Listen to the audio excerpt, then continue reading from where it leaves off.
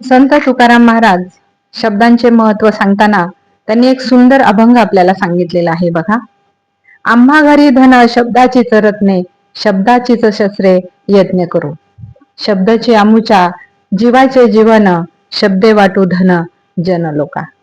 तुका म्हणे पहा, शब्दाची हा देव, शब्दाची गौरव पूजा करू. बघा किती सुंदर सांगितलंय की शब्द हे काय आहे, धन आहे. शब्दानेच आपण पूजा करतो, गौरव करतो.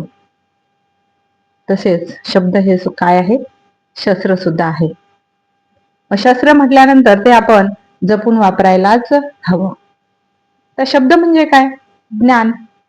आपल्याकडे जे वेगवेगळे आपण ध्वनी काढले, त्या ध्वनीला अर्थ प्राप्त झाला, त्यातून त्या शब्द निर्माण झाले आणि विशिष्ट पद्धतीने शब्दांची रचना केली म्हणजे वाक्य तयार होतं.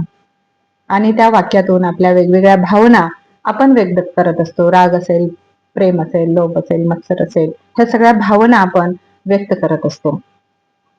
परंतु शब्द हे आपण अतिशय काळजीपूर्वक वापरायला हवेत. शब्द हे एक प्रभावी शस्त्र आहे. शस्त्राहूनही प्रभावी शस्त्र म्हणजे शब्द. बघा की शब्दाने एखाद्याच्या मनावर जर चरे पडले, आपण जर त्याला दुखावलं, तर ती व्यक्ती कधीही विसरत नाही.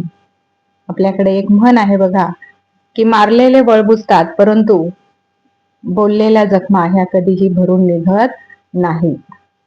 अश्वत्थाम्याच्या जखमेप्रमाणे त्या कायम भळभळत असतात.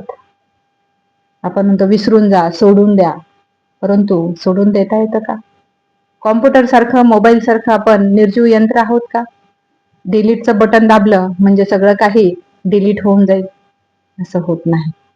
जितक्या वेळा ती व्यक्ती तुम्हाला भेटेल, दिसेल, तितक्या वेळेस त्या व्यक्तीला ते रिमाइंड होणार आहे, त्याला आठवणार आहे आणि तितक्याच वेळा त्याची ती जखम पुन्हा पुन्हा रक्तबंबाळ होणार आहे. त्याच्यामुळे शब्द हे खूप जपून वापरायचे असतात.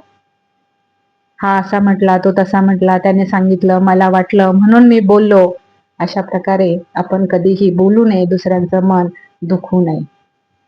कारण शब्द हे शस्त्र आहे. शस्त्र हे फक्त समोरच्यालाच गारद करतं, परंतु शब्द हे असं शस्त्र आहे की ते दूरच्या माणसाचा सुद्धा जीव घेतं. त्याच्यामुळे शब्द आपण जपूनच वापरायला हवेत, जपूनच वापरायला पाहिजेत. शब्द हे ज्ञान सुद्धा आहे. आपण आपल्या भावना कशा व्यक्त करतो, त्यातून बोलणाऱ्या व्यक्तीचं ज्ञान हे आपल्याला दिसत असतं किंवा त्याच्या ज्ञानाची कल्पना सुद्धा आपल्याला येत असते.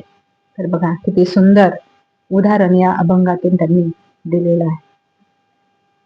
व्हिडिओ आवडल्यास लाईक, शेअर आणि सबस्क्राईब करा. धन्यवाद.